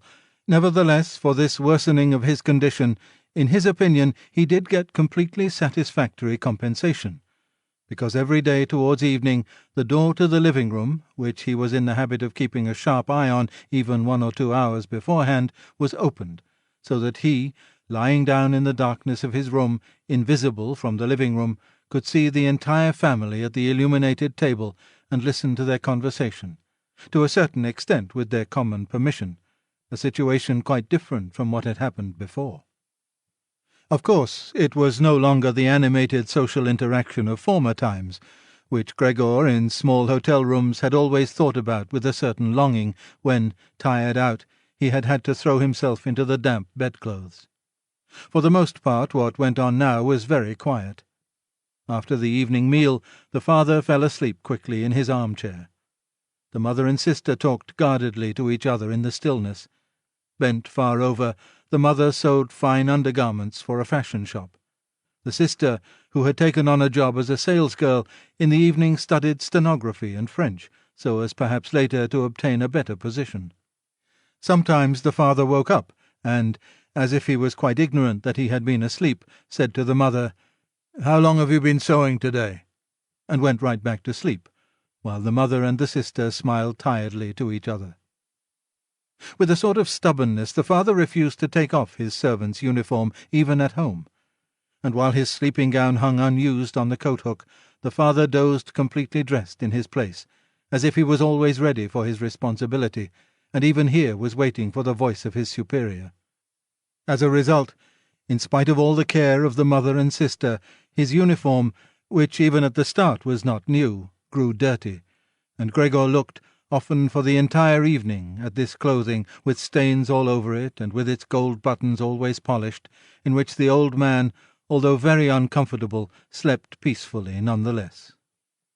As soon as the clock struck 10, the mother tried gently encouraging the father to wake up, and then persuading him to go to bed, on the ground that he couldn't get a proper sleep here, and that the father, who had to report for service at 6 o'clock, really needed a good sleep.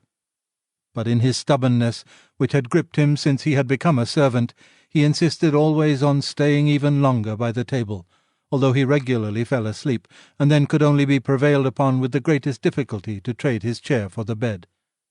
No matter how much the mother and sister might at that point work on him with small admonitions, for a quarter of an hour he would remain shaking his head slowly, his eyes closed, without standing up. The mother would pull him by the sleeve and speak flattering words into his ear. The sister would leave her work to help her mother, but that would not have the desired effect on the father. He would settle himself even more deeply in his arm-chair. Only when the two women grabbed him under the armpits would he throw his eyes open, look back and forth at the mother and sister, and habitually say, "This is a life! This is the peace and quiet of my old age!" And, propped up by both women, he would heave himself up elaborately, as if for him it was the greatest trouble, allow himself to be led to the door by the women, wave them away there, and proceed on his own from there, while the mother quickly threw down her sewing implements and the sister her pen, in order to run after the father and help him some more. In this overworked and exhausted family, who had time to worry any longer about Gregor more than was absolutely necessary? The household was constantly getting smaller. The servant girl was now let go. A huge bony cleaning woman with white hair flying all over her head came in the morning and evening to do the heaviest work. The mother took care of everything else, in addition to her considerable sewing work. It even happened that various pieces of family jewellery, which previously the mother and sister had been overjoyed to wear on social and festive occasions, were sold, as Gregor found out in the evening from the general discussion of the prices they had fetched. But the greatest complaint was always that they could not leave this apartment, which was too big for their present means, since it was impossible to imagine how Gregor might be moved. But Gregor fully recognized that it was not just consideration for him which was preventing a move, for he could have been transported easily in a suitable box with a few air holes. The main thing holding the family back from a change in living quarters was far more their complete hopelessness, and the idea that they had been struck by a misfortune like no one else in their entire circle of relatives and acquaintances.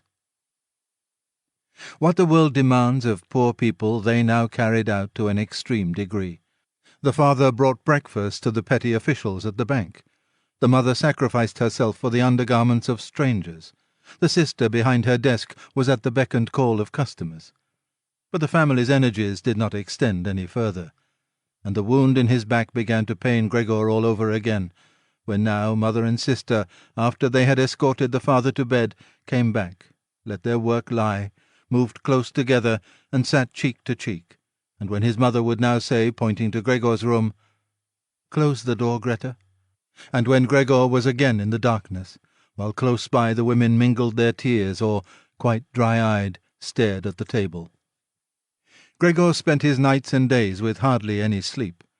Sometimes he thought that the next time the door opened he would take over the family arrangements, just as he had earlier. In his imagination appeared again, after a long time, his employer and supervisor and the apprentices, the excessively spineless custodian, 2 or 3 friends from other businesses, a chambermaid from a hotel in the provinces, a loving, fleeting memory, a female cashier from a hat shop whom he had seriously but too slowly courted. They all appeared mixed in with strangers or people he had already forgotten, but instead of helping him and his family they were all unapproachable, and he was happy to see them disappear. But then he was in no mood to worry about his family. He was filled with sheer anger over the wretched care he was getting, even though he couldn't imagine anything which he might have an appetite for.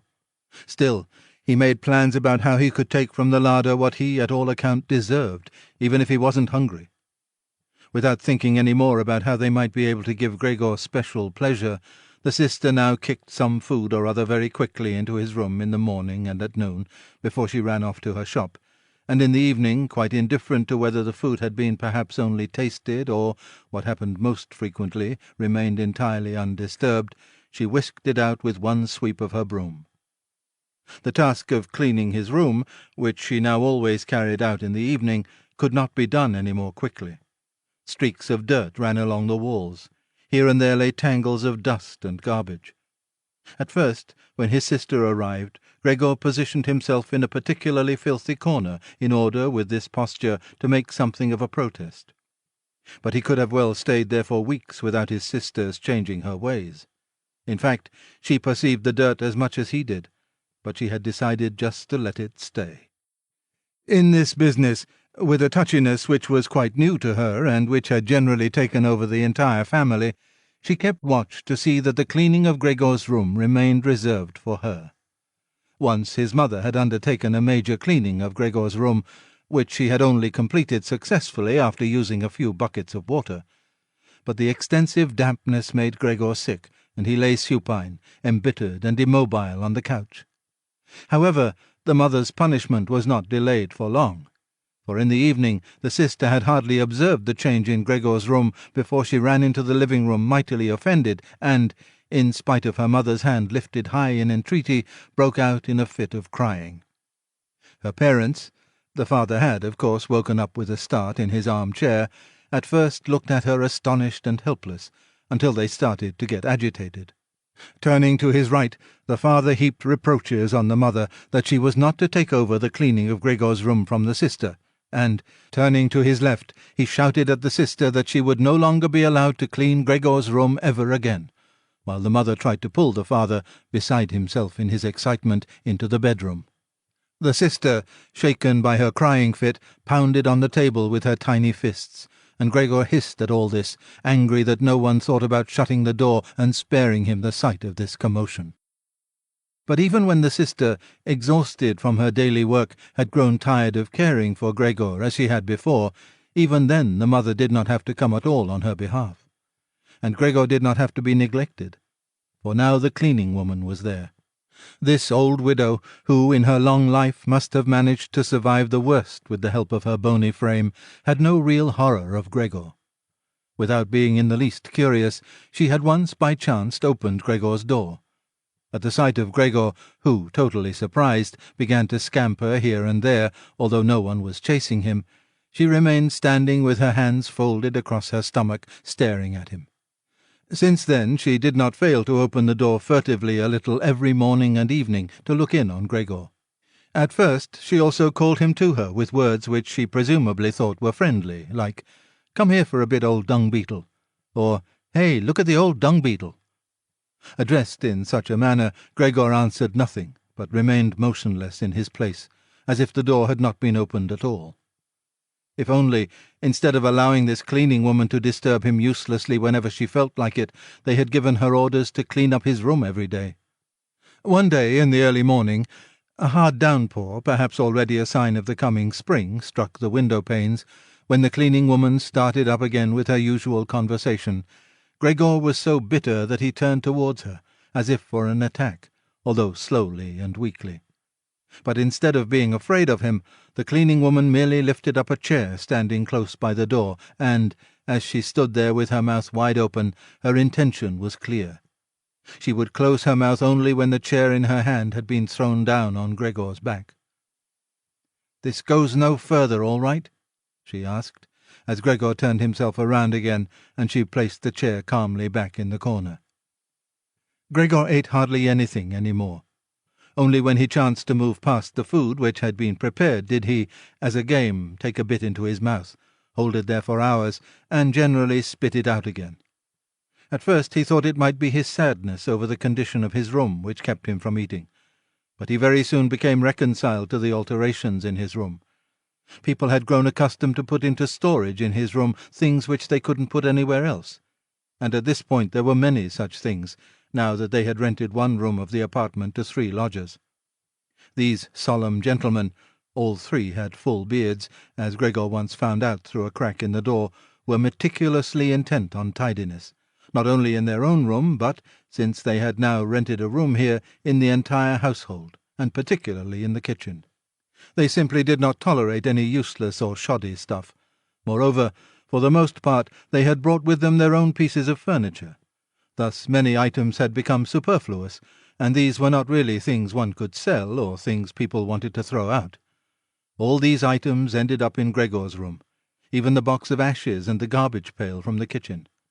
The cleaning woman, always in a hurry, simply flung anything that was momentarily useless into Gregor's room. Fortunately, Gregor generally saw only the relevant object and the hand which held it. The cleaning woman was perhaps intending, when time and opportunity allowed, to take the stuff out again, or to throw everything out all at once. But in fact the things remained lying there, wherever they had ended up at the first throw, unless Gregor squirmed his way through the accumulation of junk and moved it. At first he was forced to do this, because otherwise there was no room for him to creep around. But later he did it with a growing pleasure, although after such movements, tired to death and feeling wretched, he didn't budge for hours. Because the lodgers sometimes also took their evening meal at home in the common living-room, the door to the living-room stayed shut on many evenings. But Gregor had no trouble at all going without the open door. Already on many evenings when it was open he had not availed himself of it, but without the family noticing was stretched out in the darkest corner of his room. However, once the cleaning woman had left the door to the living-room slightly ajar, and it remained open even when the lodgers came in the evening and the lights were put on. They sat down at the head of the table, where in earlier days the mother, the father, and Gregor had eaten, unfolded their serviettes, and picked up their knives and forks. The mother immediately appeared in the door with a dish of meat, and right behind her the sister with a dish piled high with potatoes. The food gave off a lot of steam. The gentlemen lodgers bent over the plate set before them, as if they wanted to check it before eating, and in fact the one who sat in the middle, for the other two he seemed to serve as the authority, cut off a piece of meat still on the plate, obviously to establish whether it was sufficiently tender, and whether or not something should be shipped back to the kitchen. He was satisfied, and mother and sister, who had looked on in suspense, began to breathe easily and to smile. The family itself ate in the kitchen. In spite of that, before the father went into the kitchen, he came into the room and, with a single bow, cap in hand, made a tour of the table. The lodgers rose up collectively and murmured something in their beards. Then, when they were alone, they ate almost in complete silence. It seemed odd to Gregor that, out of all the many different sorts of sounds of eating, what was always audible was their chewing teeth, as if by that Gregor should be shown that people needed their teeth to eat, and that nothing could be done even with the most handsome toothless jawbone. "I really do have an appetite," Gregor said to himself sorrowfully, "but not for these things. How these lodgers stuff themselves, and I am dying." On this very evening the violin sounded from the kitchen. Gregor didn't remember hearing it at all through this period. The lodgers had already ended their night meal. The middle one had pulled out a newspaper and had given each of the other two a page, and they were now leaning back, reading and smoking. When the violin started playing, they became attentive, got up, and went on tiptoe to the hall door, at which they remained standing, pressed up against one another. They must have been audible from the kitchen, because the father called out, "Perhaps the gentlemen don't like the playing? It can be stopped at once." "On the contrary," stated the lodger in the middle. "Might the young woman not come in to us and play in the room here, which is really much more comfortable and cheerful?" "Oh, thank you," cried out the father, as if he were the one playing the violin. The men stepped back into the room and waited. Soon the father came in with the music-stand, the mother with the sheet music, and the sister with the violin. The sister calmly prepared everything for the recital. The parents, who had never previously rented a room, and therefore exaggerated their politeness to the lodgers, dared not sit on their own chairs. The father leaned against the door, his right hand stuck between two buttons of his buttoned-up uniform. The mother, however, accepted a chair offered by one lodger. Since she left the chair sit where the gentleman had chanced to put it, she sat to one side in a corner. Sister began to play. The father and mother, one on each side, followed attentively the movements of her hands. Attracted by the playing, Gregor had ventured to advance a little further forward, and his head was already in the living-room. He scarcely wondered about the fact that recently he had had so little consideration for the others. Earlier, this consideration had been something he was proud of, and for that very reason he would have had at this moment more reason to hide away, because as a result of the dust which lay all over his room and flew around with the slightest movement, he was totally covered in dirt. On his back and his sides he carted around with him dust, threads, hair, and remnants of food. His indifference to everything was much too great for him to lie on his back and scour himself on the carpet, as he often had done earlier during the day. In spite of his condition, he had no timidity about inching forward a bit on the spotless floor of the living-room. In any case, no one paid him any attention. The family was all caught up in the violin-playing. The lodgers, by contrast, who for the moment had placed themselves, hands in their trouser pockets, behind the music-stand much too close to the sister, so that they could all see the sheet music, something that must certainly bother the sister, soon drew back to the window, conversing in low voices with bowed heads, where they then remained, worriedly observed by the father. It now seemed really clear that, having assumed they were to hear a beautiful or entertaining violin recital, they were disappointed, and were allowing their peace and quiet to be disturbed only out of politeness. The way in which they all blew the smoke from their cigars out of their noses and mouths in particular led one to conclude that they were very irritated. And yet his sister was playing so beautifully. Her face was turned to the side, her gaze followed the score intently and sadly. Gregor crept forward still a little further, keeping his head close against the floor in order to be able to catch her gaze if possible.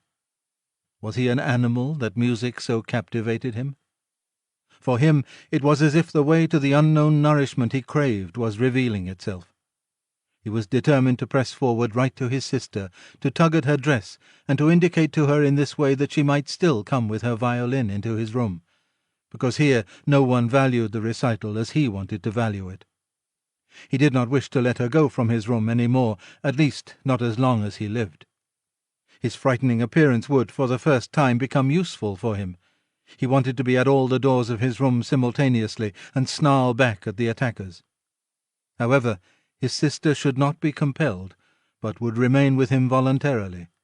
She would sit next to him on the sofa, bend down her ear to him, and he would then confide in her that he firmly intended to send her to the conservatory, and that, if his misfortune had not arrived in the interim, he would have declared all this last Christmas. Had Christmas really already come and gone? And would have brooked no argument. After this explanation, his sister would break out in tears of emotion, and Gregor would lift himself up to her armpit and kiss her throat, which she, from the time she started going to work, had left exposed without a band or a collar. "Mr. Samsa!" called out the middle lodger to the father, and, without uttering a further word, pointed his index finger at Gregor as he was moving slowly forward. The violin fell silent. The middle lodger smiled, first shaking his head once at his friends, and then looked down at Gregor once more. Rather than driving Gregor back again, the father seemed to consider it of prime importance to calm down the lodgers, although they were not at all upset, and Gregor seemed to entertain them more than the violin recital. The father hurried over to them, and with outstretched arms tried to push them into their own room, and simultaneously to block their view of Gregor with his own body. At this point they became really somewhat irritated, although one no longer knew whether that was because of the father's behaviour or because of knowledge they had just acquired that they had, without knowing it, a neighbour like Gregor. They demanded explanations from his father, raised their arms to make their points, tugged agitatedly at their beards, and moved back towards their room quite slowly. In the meantime, the isolation which had suddenly fallen upon his sister after the sudden breaking off of the recital had overwhelmed her. She had held on to the violin and bow in her limp hands for a little while, and had continued to look at the sheet music as if she was still playing. All at once she pulled herself together, placed the instrument in her mother's lap. The mother was still sitting in her chair, having trouble breathing, for her lungs were labouring, and had run into the next room, which the lodgers, pressured by the father, were already approaching more rapidly. One could observe how, under the sister's practised hands, the sheets and pillows on the beds were thrown on high and arranged. Even before the lodgers had reached the room, she was finished fixing the beds and was slipping out. The father seemed so gripped once again with his stubbornness that he forgot about the respect which he always owed to his renters. He pressed on and on, until at the door of the room the middle gentleman stamped loudly with his foot, and thus brought the father to a standstill.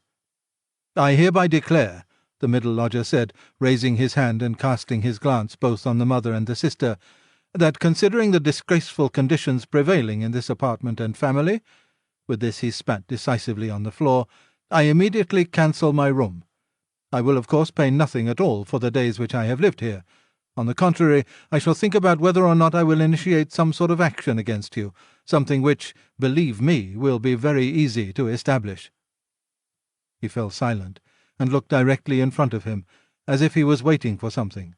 In fact, his two friends immediately joined in with their opinions. "We also give immediate notice." At that he seized the door-handle, banged the door shut, and locked it.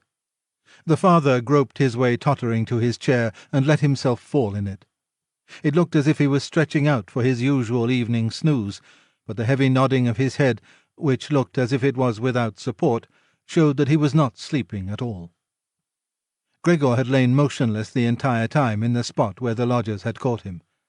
Disappointment with the collapse of his plan, and perhaps also weakness brought on by his severe hunger, made it impossible for him to move. He was certainly afraid that a general disaster would break over him at any moment, and he waited. He was not even startled when the violin fell from the mother's lap, out from under her trembling fingers, and gave off a reverberating tone. "My dear parents," said the sister, banging her hand on the table by way of an introduction, "things cannot go on any longer in this way. Maybe if you don't understand that, well, I do. I will not utter my brother's name in front of this monster, and thus I say only that we must try to get rid of it. We have tried what is humanly possible to take care of it and to be patient. I believe that no one can criticize us in the slightest." "She is right in 1,000 ways," said the father to himself. The mother, who was still incapable of breathing properly, began to cough numbly with her hand held up over her mouth and a manic expression in her eyes. The sister hurried over to her mother and held her forehead. The sister's words seemed to have led the father to certain reflections. He sat upright, played with his uniform hat among the plates which still lay on the table from the lodger's evening meal, and looked now and then at the motionless Gregor. "We must try to get rid of it," the sister now said decisively to the father, for the mother, in her coughing fit, was not listening to anything. "It is killing you both. I see it coming. When people have to work as hard as we all do, they cannot also tolerate this endless torment at home. I just can't go on any more." And she broke out into such a crying fit that her tears flowed out down onto her mother's face. She wiped them off her mother with mechanical motions of her hands. "Child," said the father sympathetically and with obvious appreciation, "then what should we do?" The sister only shrugged her shoulders as a sign of the perplexity which, in contrast to her previous confidence, had come over her while she was crying. "If only he understood us," said the father in a semi-questioning tone. The sister, in the midst of her sobbing, shook her hand energetically as a sign that there was no point thinking of that. "If he only understood us," repeated the father, and by shutting his eyes he absorbed the sister's conviction of the impossibility of this point. Then perhaps some compromise would be possible with him. But as it is— "It must be gotten rid of," cried the sister. "That is the only way, father. You must try to get rid of the idea that this is Gregor. The fact that we have believed for so long, that is truly our real misfortune. But how can it be Gregor? If it were Gregor, he would have long ago realized that a communal life among human beings is not possible with such an animal, and would have gone away voluntarily. Then we would not have a brother, but we could go on living and honor his memory. But this animal plagues us. It drives away the lodgers, will obviously take over the entire apartment, and leave us to spend the night in the alley. Just look, father," she suddenly cried out. "He's already starting up again."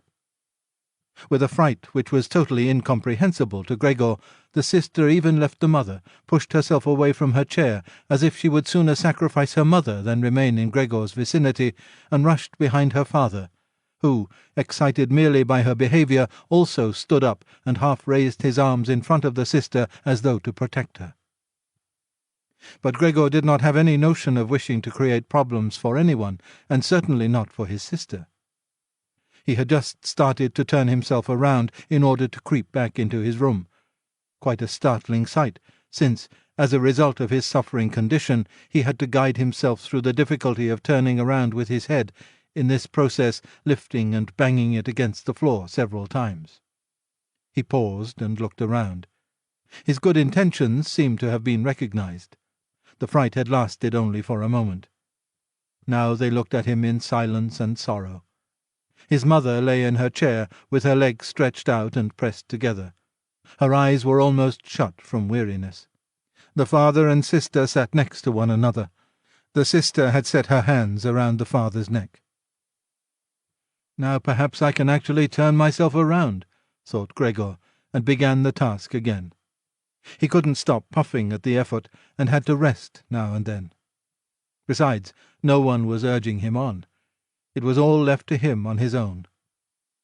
When he had completed turning around, he immediately began to wander straight back. He was astonished at the great distance which separated him from his room, and did not understand in the least how in his weakness he had covered the same distance a short time before, almost without noticing it. Constantly intent only on creeping along quickly, he hardly paid any attention to the fact that no word or cry from his family interrupted him. Only when he was already in the door did he turn his head, not completely, because he felt his neck growing stiff. At any rate, he still saw that behind him nothing had changed. Only the sister was standing up. His last glimpse brushed over the mother, who was now completely asleep. Hardly was he inside his room when the door was pushed shut very quickly, bolted fast and barred. Gregor was startled by the sudden commotion behind him, so much so that his little limbs bent double under him. It was his sister who had been in such a hurry. She had stood up right away, had waited, and had then sprung forward nimbly. Gregor had not heard anything of her approach. She cried out, "Finally!" to her parents as she turned the key in the lock. What now? Gregor asked himself, and looked around him in the darkness. He soon made the discovery that he could no longer move at all. He was not surprised at that.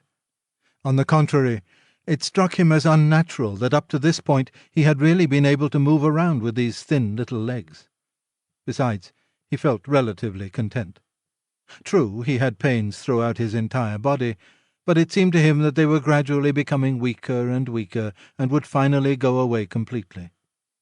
The rotten apple in his back and the inflamed surrounding area, entirely covered with white dust, he hardly noticed. He remembered his family with deep feelings of love. In this business, his own thought that he had to disappear was, if possible, even more decisive than his sister's. He remained in this state of empty and peaceful reflection until the tower clock struck 3 o'clock in the morning. From the window he witnessed the beginning of the general dawning outside. Then, without willing it, his head sank all the way down, and from his nostrils flowed out weakly his last breath. Early in the morning the cleaning woman came. In her sheer energy and haste she banged all the doors, in precisely the way people had already asked her to avoid, so much so that once she arrived a quiet sleep was no longer possible anywhere in the entire apartment. In her customarily brief visit to Gregor, she at first found nothing special. She thought he lay so immobile there because he wanted to play the offended party. She gave him credit for as complete an understanding as possible. Since she happened to be holding the long broom in her hand, she tried to tickle Gregor with it from the door. When that was quite unsuccessful, she became irritated and poked Gregor a little, and only when she had shoved him from his place without any resistance did she become attentive. When she quickly realized the true state of affairs, her eyes grew large. She whistled to herself. However, she didn't restrain herself for long. She pulled open the door of the bedroom and yelled in a loud voice into the darkness, "Come and look! It's kicked the bucket. It's lying there, totally snuffed." The Samsa married couple sat upright in their marriage bed and had to get over their fright at the cleaning woman before they managed to grasp her message. But then Mr. and Mrs. Samsa climbed very quickly out of bed, one on either side. Mr. Samsa threw the bedspread over his shoulders. Mrs. Samsa came out only in her nightshirt, and like this they stepped into Gregor's room. Meanwhile, the door of the living room, in which Greta had slept since the lodgers had arrived on the scene, had also opened. She was fully clothed, as if she had not slept at all. Her white face also seemed to indicate that. "Dead?" said Mrs. Samsa, and looked questioningly at the cleaning woman, although she could check everything on her own, and even understand without a check. "I should say so," said the cleaning woman, and, by way of proof, poked Gregor's body with the broom a considerable distance more to the side. Mrs. Samsa made a movement as if she wished to restrain the broom, but didn't do it. "Well," said Mr. Samsa, "now we can give thanks to God." He crossed himself, and the three women followed his example. Greta, who did not take her eyes off the corpse, said, "Look how thin he was. He had eaten nothing for such a long time. The meals which came in here came out again exactly the same." In fact, Gregor's body was completely flat and dry. That was apparent really for the first time, now that he was no longer raised on his small limbs and nothing else distracted one's gaze. "Greta, come into us for a moment," said Mrs. Samsa, with a melancholy smile, and Greta went, not without looking back at the corpse, behind her parents into the bedroom. The cleaning woman shut the door and opened the window wide. In spite of the early morning, the fresh air was partly tinged with warmth. It was already the end of March. The three lodgers stepped out of their room and looked around for their breakfast, astonished that they had been forgotten. "Where is the breakfast?" asked the middle one of the gentlemen grumpily to the cleaning woman. However, she laid her finger to her lips and then quickly and silently indicated to the lodgers that they could come into Gregor's room. So they came and stood in the room, which was already quite bright, around Gregor's corpse, their hands in the pockets of their somewhat worn jackets. Then the door of the bedroom opened, and Mr. Samsa appeared in his uniform with his wife on one arm and his daughter on the other.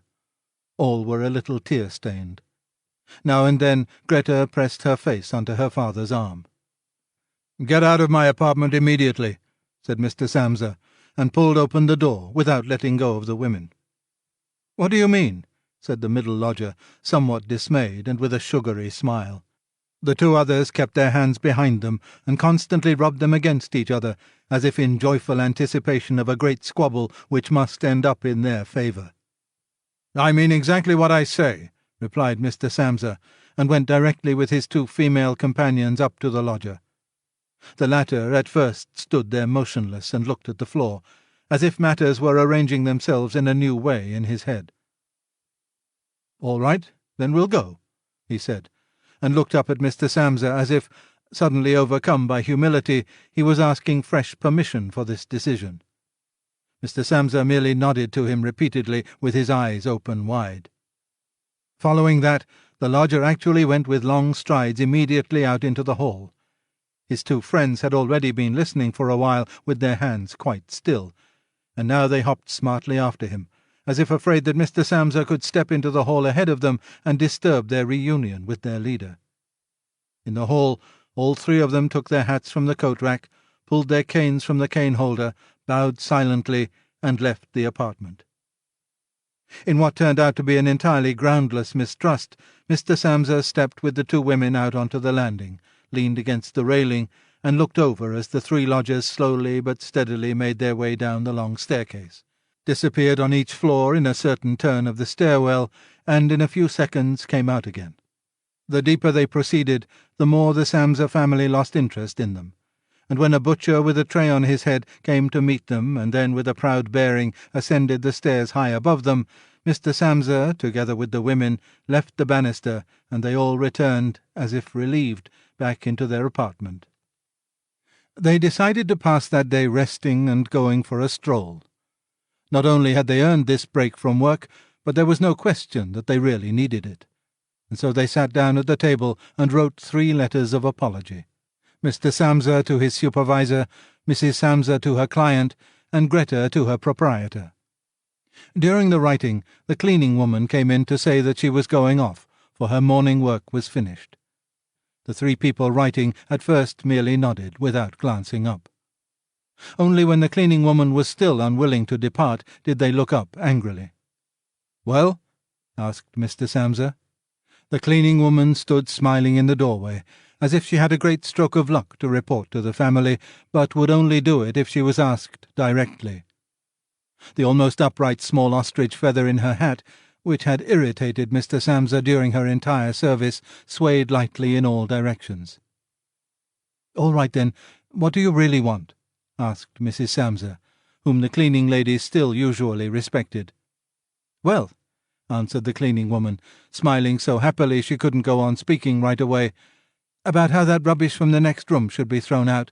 You mustn't worry about it. It's all taken care of." Mrs. Samsa and Greta bent down to their letters, as though they wanted to go on writing. Mr. Samsa, who noticed that the cleaning woman wanted to start describing everything in detail, decisively prevented her with an outstretched hand. But since she was not allowed to explain, she remembered the great hurry she was in, and called out, clearly insulted, "Bye-bye, everyone," turned around furiously, and left the apartment with a fearful slamming of the door. "This evening she'll be let go," said Mr. Samsa. But he got no answer from either his wife or from his daughter, because the cleaning woman seemed to have upset once again the tranquillity they had just attained. They got up, went to the window, and remained there with their arms about each other. Mr. Samsa turned around in his chair in their direction and observed them quietly for a while. Then he called out, "All right, come here then. Let's finally get rid of old things.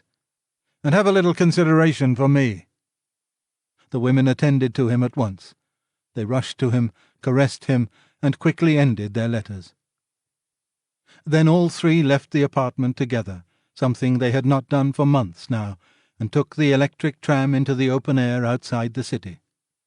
The car in which they were sitting by themselves was totally engulfed by the warm sun. Leaning back comfortably in their seats, they talked to each other about future prospects, and they discovered that, on closer observation, these were not at all bad, for the three of them had employment, about which they had not really questioned each other at all, which was extremely favourable and with especially promising prospects. The greatest improvement in their situation at this moment, of course, had to come from a change of dwelling. Now they wanted to rent an apartment smaller and cheaper, but better situated and generally more practical than the present one, which Gregor had found. While they amused themselves in this way, it struck Mr. and Mrs. Samsa almost at the same moment how their daughter, who was getting more animated all the time, had blossomed recently, in spite of all the troubles which had made her cheeks pale, into a beautiful and voluptuous young woman. Growing more silent and almost unconsciously understanding each other in their glances, they thought that the time was now at hand to seek out a good, honest man for her. And it was something of a confirmation of their new dreams and good intentions when, at the end of their journey, their daughter got up first and stretched her young body.